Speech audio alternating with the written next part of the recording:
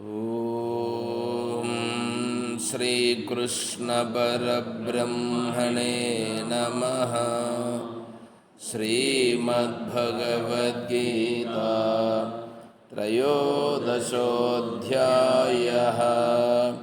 ಕ್ಷೇತ್ರ ಕ್ಷೇತ್ರಜ್ಞ ವಿಭಾಗಯೋಗಃ. ಅರ್ಜುನ ಉವಾಚ ಪ್ರಕೃತಿಂ ಪುರುಷಂ ಚೈವ ಕ್ಷೇತ್ರಂ ಕ್ಷೇತ್ರಜ್ಞಮೇವ ಚ ಏತದ್ವೇದಿತುಮಿಚ್ಛಾಮಿ ಜ್ಞಾನಂ ಜ್ಞೇಯಂ ಚ ಕೇಶವ. ಶ್ರೀಭಗವಾನುವಾಚ ಇದಂ ಶರೀರಂ ಕೌಂತೆಯ ಕ್ಷೇತ್ರಮಿತ್ಯಭಿಧೀಯತೆ. ಏತದ್ಯೋ ವೇತ್ತಿ तं ಪ್ರಾಹುಃ ಕ್ಷೇತ್ರಜ್ಞ ಇತಿ ತದ್ವಿದಃ. ಕ್ಷೇತ್ರಜ್ಞಂ ಚಾಪಿ ಮಾಂ ವಿದ್ಧಿ ಸರ್ವಕ್ಷೇತ್ರೇಷು ಭಾರತ. ಕ್ಷೇತ್ರ ಕ್ಷೇತ್ರಜ್ಞಯೋರ್ಜ್ಞಾನಂ ಯತ್ತಜ್ಞಾನಂ ಮತಂ ಮಮ. ತತ್ಕ್ಷೇತ್ರಂ ಯಚ್ಚ ಯಾದೃಕ್ಷ ಯದ್ವಿಕಾರಿ ಯತಶ್ಚ ಯತ್ ಸ ಚ ಯೋ ಯತ್ಪ್ರಭಾವಶ್ಚ ತತ್ಸಮಾಸೇನ ಮೇ ಶೃಣು. ಋಷಿಭಿರ್ಬಹುಧಾ ಗೀತಂ ಛಂದೋಭಿರ್ವಿವಿಧೈಃ ಪೃಥಕ್. ಬ್ರಹ್ಮಸೂತ್ರಪದೈಶ್ಚೈವ ಹೇತುಮದ್ಭಿರ್ವಿನಿಶ್ಚಿತೈಃ. ಮಹಾಭೂತಾನ್ಯಹಂಕಾರೋ ಬುದ್ಧಿರವ್ಯಕ್ತಮೇವ ಚ. ಇಂದ್ರಿಯಾಣಿ ದಶೈಕಂ ಚ ಪಂಚಚೇಂದ್ರಿಯಗೋಚರಾಃ.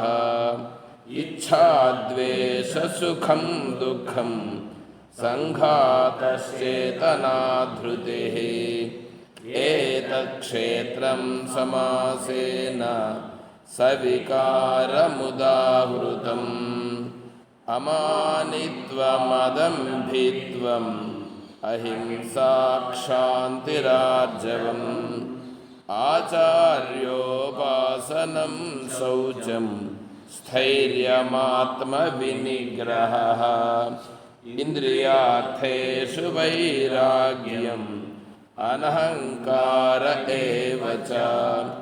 ಜನ್ಮ ಮೃತ್ಯುಜರಾ ವ್ಯಾಧಿ ದುಃಖದೋಷಾನುದರ್ಶನಂ. ಅಸಕ್ತಿರನಭಿಸ್ವಂಗಃ ಪುತ್ರದಾರಗೃಹಾದಿಷು. ನಿತ್ಯಂ ಚ ಸಮಚಿತ್ತತ್ವಂ ಇಷ್ಟಾನಿಷ್ಟೋಪಪತ್ತಿಷು. ಚಾನನ್ಯಯೋಗೇನ ಭಕ್ತಿರವ್ಯಭಿಚಾರಿಣಿ. ವಿವಿಕ್ತದೇಶಸೇವಿತ್ವಂ ಅರತಿರ್ಜನಸಂಸದಿ. ಅಧ್ಯಾತ್ಮಜ್ಞಾನನಿತ್ಯತ್ವಂ ತತ್ವಜ್ಞಾನಾರ್ಥದರ್ಶನಂ. ಏತಜ್ಞಾನಮಿತಿ ಪ್ರೋಕ್ತಂ ಅಜ್ಞಾನಂ ಯತತೋನ್ಯಥಾ. ಜ್ಞೇಯಂ ಯತ್ತತ್ ಪ್ರವಕ್ಷ್ಯಾಮಿ ಯಜ್ಞಾತ್ವಾಮೃತಮಶ್ನುತೆ. ಅನಾದಿಮತ್ಪರಂ ಬ್ರಹ್ಮ ನ ಸತ್ತನ್ನಾಸದುಚ್ಯತೆ. ಸರ್ವತಃ ಪಾಣಿಪಾದಂ ತತ್ ಸರ್ವತೋಕ್ಷಿಶಿರೋಮುಖಂ. ಸರ್ವತಃ ಶ್ರುತಿಮಲ್ಲೋಕೆ ಸರ್ವಮಾವೃತ್ಯ ತಿಷ್ಠತಿ. ಸರ್ವೇಂದ್ರಿಯಗುಣಾಭಾಸಂ ಸರ್ವೇಂದ್ರಿಯವಿವರ್ಜಿತಂ. ಅಸಕ್ತಂ ಸರ್ವಭೃಚ್ಚೈವ ನಿರ್ಗುಣಂ ಗುಣಭೋಕ್ತೃ ಚ.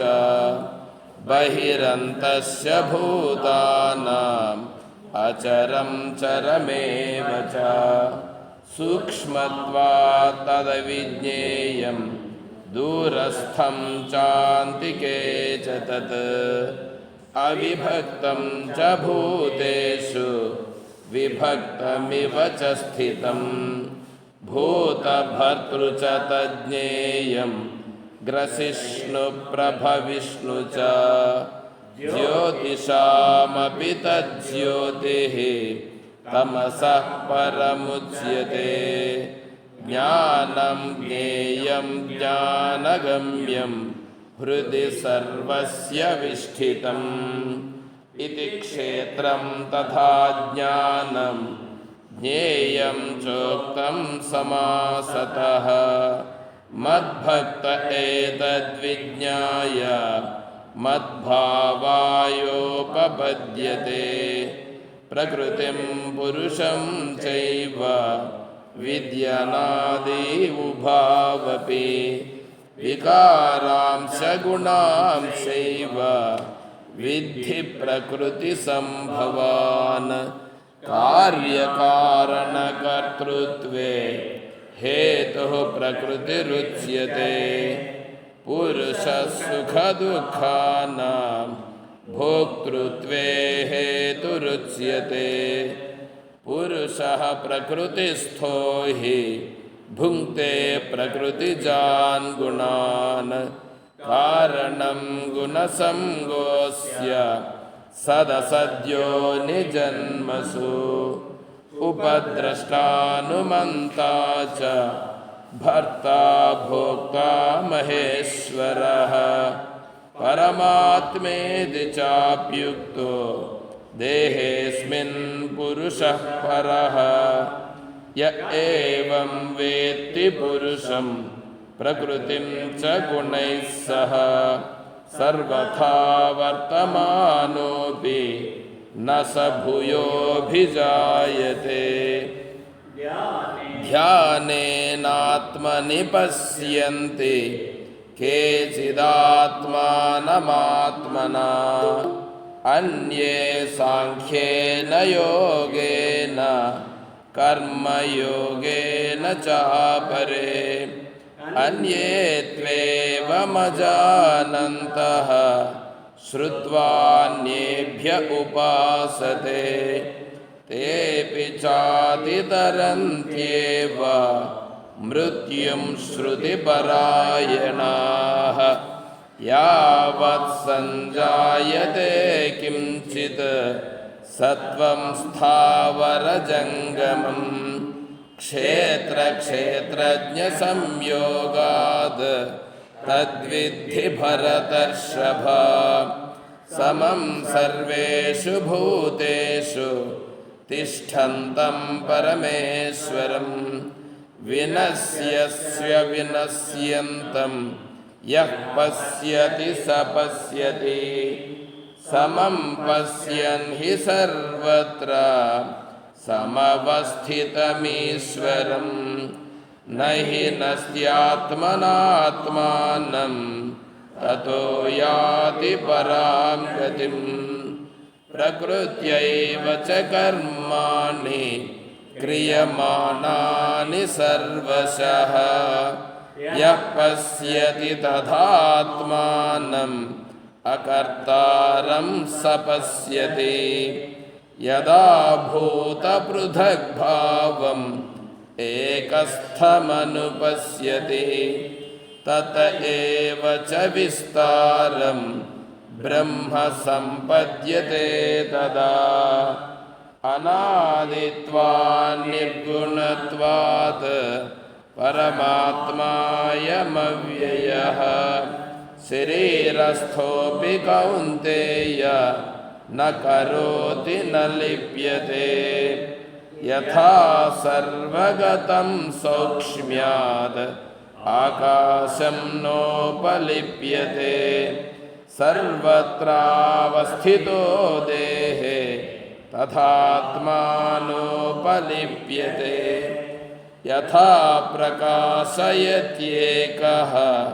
कृष्णं लोकमिमं रविः क्षेत्रं क्षेत्री तथा कृष्णं प्रकाशयति भारत क्षेत्रक्षेत्रज्ञयोरेवम् अन्तरं ज्ञानचक्षुषा भूतप्रकृतिमोक्षं च ये विदुर्यान्ति ते परम् ॐ तत्सत्। इति श्रीमद्भगवद्गीतासु उपनिषत्सु ब्रह्मविद्यायां